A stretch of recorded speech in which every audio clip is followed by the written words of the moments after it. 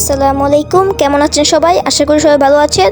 তো গাই আজকে আমি একটি ঘটনা শেয়ার করব। ঘটনাটি সম্পূর্ণ সত্য ঘটনা। চলুন শুরু করা যাক। একদিন আমার নানু ঘরে বসেছিল, তখনই আমার মামা কয়েকটা মাছ নিয়ে আসে।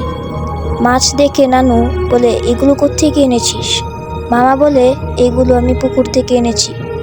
তখন আমার নানু সেই মাছগুলোকে কেটে ভাজার জন্য চলে যায়।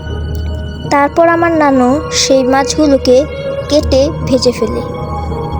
তো দুপুরবেলা আমার নানু আমার নানাকে সেই মাছগুলো খেতে দেয়।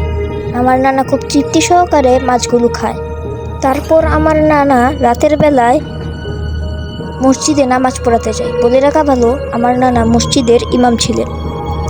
তো মসজিদে নামাজ পড়ানোর সময় আমার নানার পেটটা কেমন যেন ফুলে ফুলে যায়। তো আমার নানা অনেক কষ্ট করে নামাজ পড়ায়। নামাজ পড়িয়ে বাসায় আসে।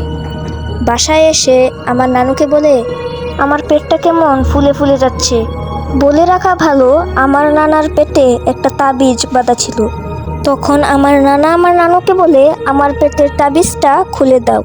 তখন আমার নানু আমার নানার পেটের তাবিজটা খুলে দেয়। তারপরেও আমার নানার পেটটা ফুলেই যাচ্ছে। আমার নানু তখন কিছু বুঝতে পারছিল না। হঠাৎ করে নানু খেয়াল করেন তাদের বিছানার পাশে একটা 3 মাথাওয়ালা লোক বসে আছে। নানু দেখেই বুঝে ফেলে এটা কোনো সাধারণ লোক না, এটি একটি জিন। তখন আমার নানু আমার নানাকে কাঁথা দিয়ে সারা শরীর ঘুরে দেয়, যাতে ওই লোকটির নজর আমার নানার উপরে আর না পড়ে। আমার নানু খুব সাহসী মানুষ ছিলেন। তখন তিনি ওই লোকটিকে জিজ্ঞেস করেন, কি চাস তুই, কেন এখানে এসেছিস? তখন ওই লোকটি বলে, তোর ছেলে কয়েকটা মাছ ধরে এনেছিল ওই পুকুর থেকে। ওই মাছগুলোকে আমার ভালো লেগেছে, আমি ওই মাছগুলো খেতে চাই। যদি ওই মাছগুলো আমি না খেতে পারি তাহলে তোর বংশ আমি নির্বংশ করে দেব। তখন আমার নানু বলে, তুই আমার কাছে একবার চেয়ে দেখতে পারতিস, আমি তোকে মাছগুলো দিয়ে দিতাম।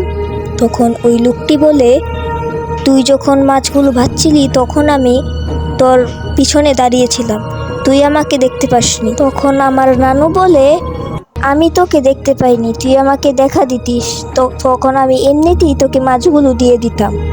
তখন ওই 3 মাথাওয়ালা লোকটি বলে, তুই যে মাছগুলো ভেজেছিস সেই মাছগুলো সবগুলো একসাথে করে একটি কলা পাতায় রেখে জঙ্গলে রেখে দিয়ে আস।